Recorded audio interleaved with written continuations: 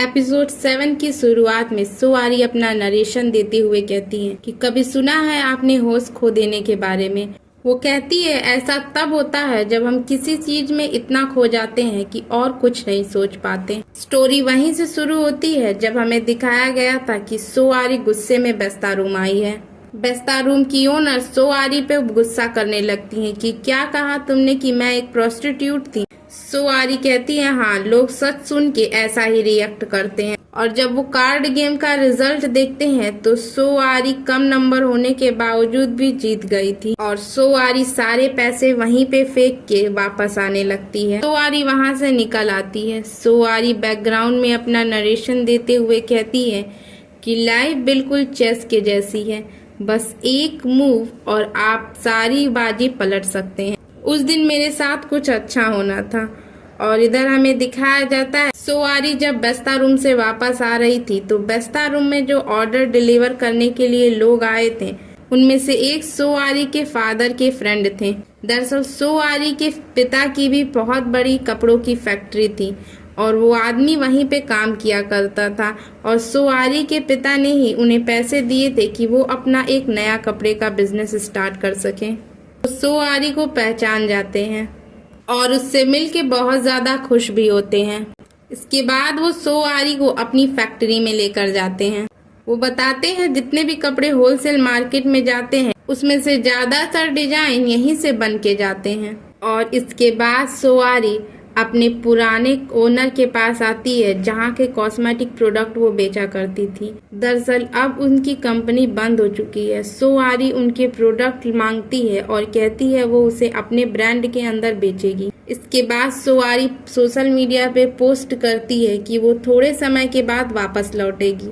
Social media पे चारों तरफ हंगामा मच जाता है कि सोआरी कहाँ चली गई है और वो सोशल मीडिया पे एक्टिव क्यों नहीं है। और इधर गैबिन सोसाइटी की सारी इन्फ्लुएंसर खुश हो रही थी कि अब उन्हें फाइनली सोआरी से छुटकारा मिला। वो एक पार्लर में मसाज कराने को आई हुई हैं। सीहुन मिन्हा से फोन करके सोआरी के बारे में पूछती है। सीहुन को सोआरी के बारे में पता लगाने के लिए जून ने ही कहा था। जून को सोआरी की बहुत ज्यादा चिंता थी। इसके अगले सीन में हमें दिखाया जाता है कि एंजेला जो कि अपना लग्जरी लाइफ स्टाइल मेंटेन करने के लिए प्रोस्टिट्यूट का भी काम किया करती थी, वो एक होटल में आई हुई है। और जब वो अंदर जाती है तो उसे पता चलता है कि उस होटल में उसे सोआरी ने बुलाया है।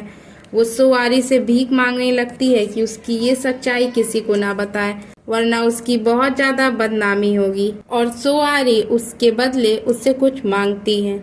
अगले सीन में हमें दिखाया जाता है कि मिन्हा की फ्रेंड अपने हस्बैंड के बैग में एक एग्रीमेंट देखती है जो सीहुन के हस्बैंड की कंपनी का था, लेकिन वो ये नहीं जान पाती कि ये एग्रीमेंट किस बात का है। अगले सीन में हमें दिखाया जाता है कि एक बहुत बड़े ब्रांड का फैशन शो है जहाँ पे बहुत सारे इन्फ्लुएंसर आए हुए हैं। गैबिन सोसाइटी की कुछ इन्फ्लुएंसर को पीछे की रो में बैठाया गया है और आगे की रो कुछ इन्फ्लुएंसर के लिए है। उसमें से एक सीट एंजेला के लिए भी है। लेकिन तभी हमें दिखाया जाता है कि एंट्री होती है सोआरी की और सोआरी को देख के सभी लोग बहुत ज्यादा हैरान होते हैं।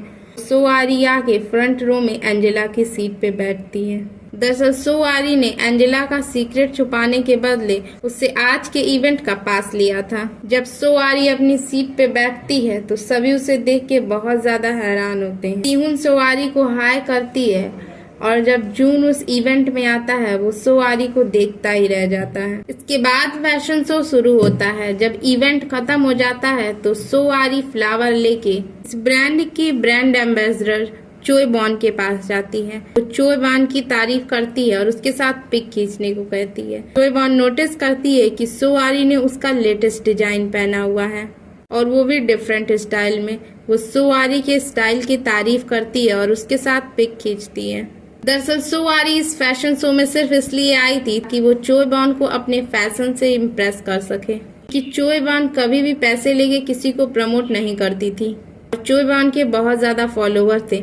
इधर बैकग्राउंड में सोआरी अपना नरेशन देते हुए कहती है कि मैंने आपको अपना पहला चीट कोड तो बताया था ना कि फेमस होने के लिए किसी फेमस सेलिब्रिटी को पकड़ो, उससे चिपको और उसके साथ फोटो डालो। बस मैंने भी अपना कमबैक करने के लिए यही किया। और फिर हमें दिखाया जाता है कि सोआरी की पिक को चोय बॉन्ग ने अपने सोशल मीडिया पे पोस्ट किया है, जिसमें सोआरी मैनेजर को थैंक्स बोलती है कि उसने उसके लिए कपड़े अरेंज किए और उसके ब्रांड की सेल भी इंक्रीज हो जाती है। इससे सोआरी और भी ज्यादा फेमस हो जाती है।